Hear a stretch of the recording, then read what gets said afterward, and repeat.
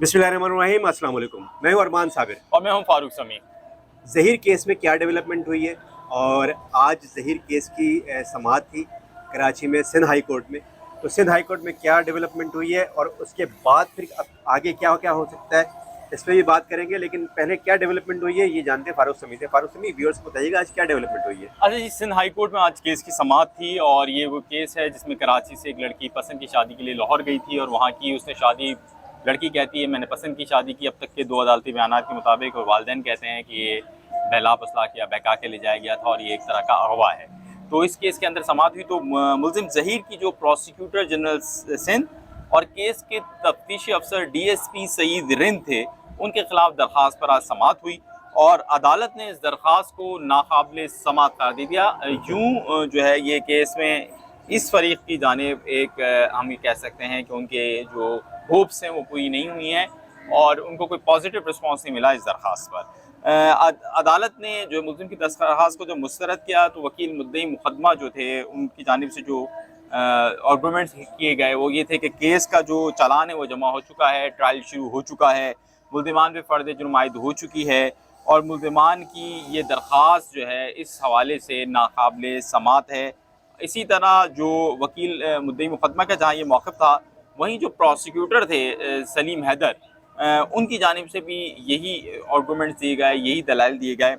और आज जो मैं कह रहा था इस केस में जो ज़हीर वाली जो साइड है उनके लिए जो कमी है जो बुनियादी तौर पे, जिसका मुझे लगता है कि जो कोशिश करते हैं जिब्रान या उनकी पूरी टीम फ़ायदा उठाने की, केस को डिले टैक्टिस करना या वो करना, ताकि क्योंकि जो मुल्ज़िम की जो शहर से बाहर होते हैं और उनके वकील भी शहर से बाहर से वो अपने हायर करते हैं और वो वहाँ से आते हैं, तो उमूमी तौर पे वो टाइमली पेशियों पे पहुँच नहीं पाते हैं, उमूमी तौर पे वो टाइम नहीं दे पाते हैं केसेस को, क्योंकि उनके ज़्यादा केसेस तो उस शहर में होते हैं जिस शहर में वो आम तौर पे रूटीन की प्रैक्टिस करते हैं।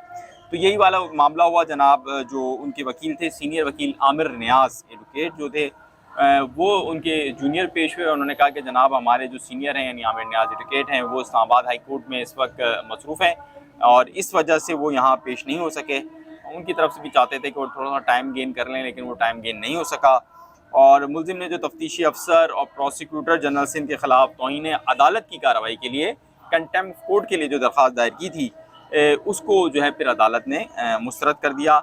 जो दरख्वास्त थी उसमें ये कहा गया था कि 8 जून को सिंध हाई कोर्ट ने लड़की को मर्ज़ी से ज़िंदगी गुजारने की इजाज़त दी थी और ट्रायल कोर्ट में जो है उसका चालान पेश करके तौहीन अदालत की गई है।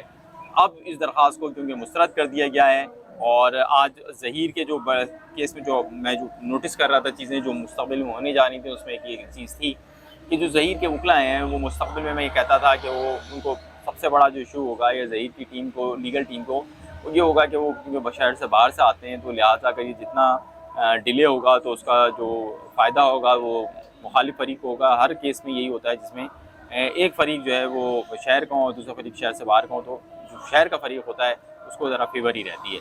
ये थी आज की। मुस्तक़बिल में आप क्या क्या देख रहे हैं जो कानूनी कार्रवाई हो रही है अरमान भाई? मुझे तो लगता है कि जो है इसमें केस अब आगे बढ़ेगा। तो अब चालान चूँकि सबमिट हो चुका है और कार्रवाई आगे बढ़ रही है। अब चार्ज फ्रेम होने की बारी है, फ़र्द जुर्म आयद होगा और फ़र्द जुर्म आयद में यही होगा कि जो इस वक्त एब्डक्शन का जो चार्जेस है वो मौजूद हैं और इसके अलावा जो लोग अब तक गिरफ़्तार नहीं हुए हैं और इस अदालत में पेश नहीं किए गए हैं उनको इश्तिहारी करार भी दिया जा सकता है।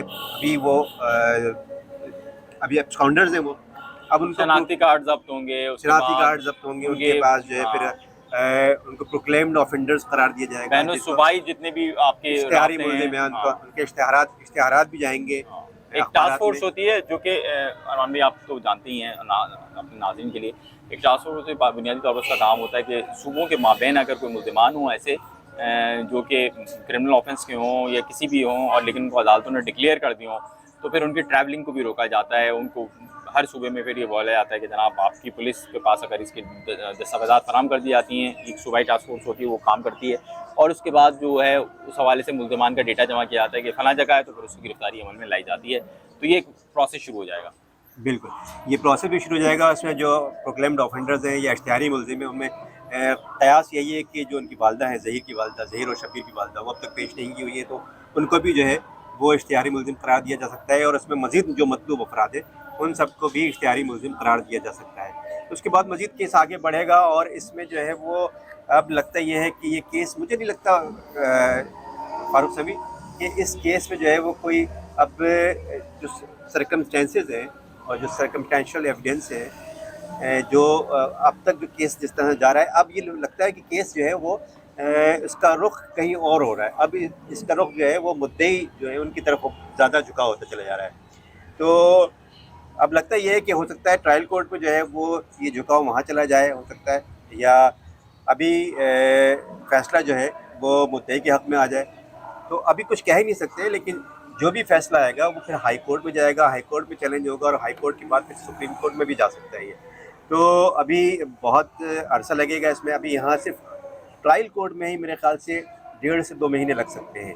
अगर पेशियाँ मुसलसल होती रही और मज़ीद कोई केस को डिले करने की कोशिश ना की गई दोनों जानिब से, तो ये केस बहुत जल्दी भी चला तो 1.5 से 2 महीने लगेंगे। गालिबन 3 महीने आप इसको ट्रायल कोर्ट में रख लें।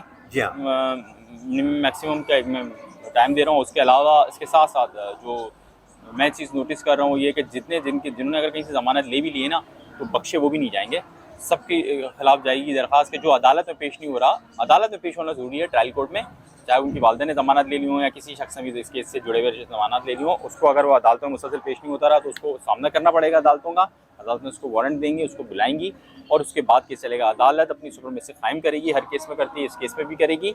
और जो मुझे महसूस हो रहा है वो यही है कि ये केस लंबा होता चला जाएगा और एट दी एंड जो मैं इन केसेस में देखता हूँ, तवातुर के साथ केसेस हैं। मैं जो बात कह रहा हूँ हाई कोर्ट में के केसेस आके देख लें, तवातुर के साथ केसेस हैं जिसमें उस मुल्ज़िम को फ़ायदा मिल जाता है जिसके हक़ में लड़की बयान दें। तो सबसे इंपॉर्टेंट बयान जो है उस बच्ची का है जिसका नाम लेने की मुझे इजाज़त नहीं है। मतलब पहले वो आए कि यार आप हमारी बच्ची का बयान नाम चलाएं, अब वो कहते हैं कि नहीं चलाओ तो नहीं चलाएंगे। लेकिन हाँ बिल्कुल, कोर्ट ने कह दिया, चूँकि कोर्ट के थ्रू उन्होंने कार कहलवा दिया है कि नाम नहीं चलाएं तो नहीं चलाएंगे।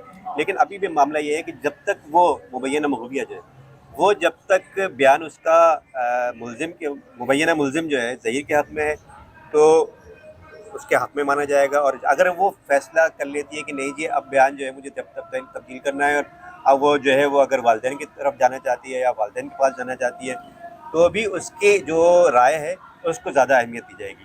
तो अब तक जो बयानात हैं, उसके जो बयान हैं, मुल्ज़िम जो मुद्दई वकील हैं वो कहते हैं कि उस बच्ची के जो बयान है वो उसकी कोई अहमियत नहीं है। लेकिन बहरहाल अदालत जो है वो उसके बयान को अहमियत दे रही है। उसका बयान ऑन रिकॉर्ड है और ऑन रिकॉर्ड मौजूद है, इसका मतलब है डॉक्यूमेंटेड है।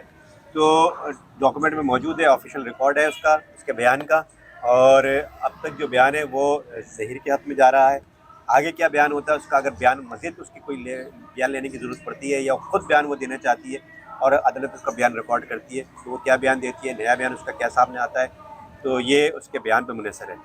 तो हम आपको इन तमाम चीज़ों से अपडेट करते रहेंगे। मेरे चैनल अरमान साबिर व्लॉग और फ़ारूक समी के चैनल रिपोर्टर्स 21 को सब्सक्राइब कीजिएगा, वीडियो को लाइक कीजिएगा, शेयर कीजिएगा। अगली वीडियो में फिर हाजिर होंगे। बहुत शुक्रिया, खुदा हाफ़िज़।